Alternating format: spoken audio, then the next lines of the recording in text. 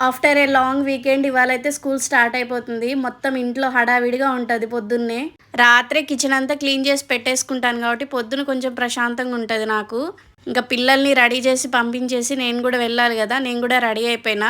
ఇవాళ అయితే మా తమ్ముడు కూడా ఊరు నుంచి వచ్చాడు. ఉగాదికెళ్ళాడు. ఇంక మా అమ్మ అయితే పూలు పంపించింది. ఈ మల్లెపూలు మా పిన్ని పంపించింది. కనకంబరాలేమో అమ్మ పంపించింది. పూజకి పూలు కొనే అవసరం లేదనుకునే లోపల పూజే లేకుండా అయింది మాకు ఈరోజు. ఇంక ఈ పూలన్నీ ఏం చేయాలనేది అర్థం కాలేదు. నాకా జుట్టేమో అంత తక్కువ.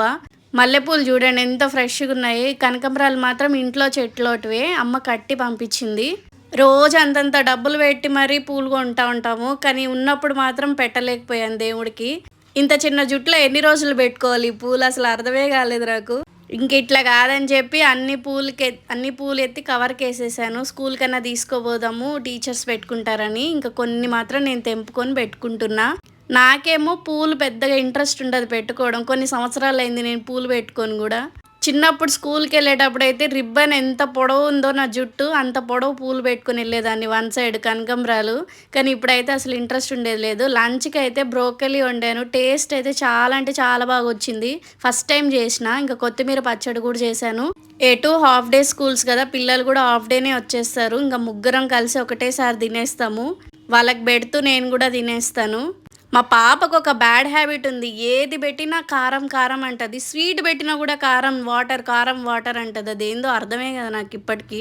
అటు ఇటు బుజ్జగించి 2 ముద్దలు అయితే పెడతాను వాళ్ళకి. ఇంకా ఆఫ్టర్నూన్ బయట ఎండలో తిరగకుండా మధ్యాహ్నమే హోంవర్క్లు చేయించేస్తాను. సాయంత్రం ఆడుకుందురని చెప్పేసి. చేయబెట్టి రాయించే అవసరం లేదు, వాళ్ళే రాస్తారు. ఇంకా మధ్యలో బ్రేక్ అన్నమాట.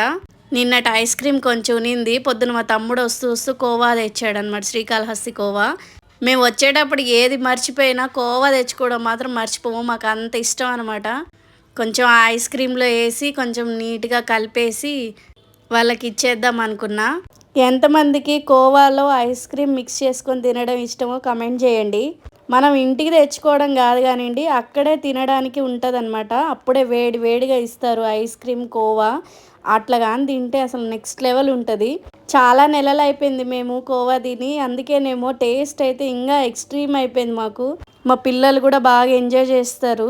వాళ్ళకి ఇచ్చేసినాక కొంచెం మిగిలింది నేను కూడా తినేసాను. ఇంకా మీషో నుంచి అయితే ఒక ఆర్డర్ వచ్చింది. అదే నెక్స్ట్ వీడియోలో చూపిస్తా. వీడియో నచ్చితే లైక్ అండ్ సబ్స్క్రైబ్ చేసుకోండి.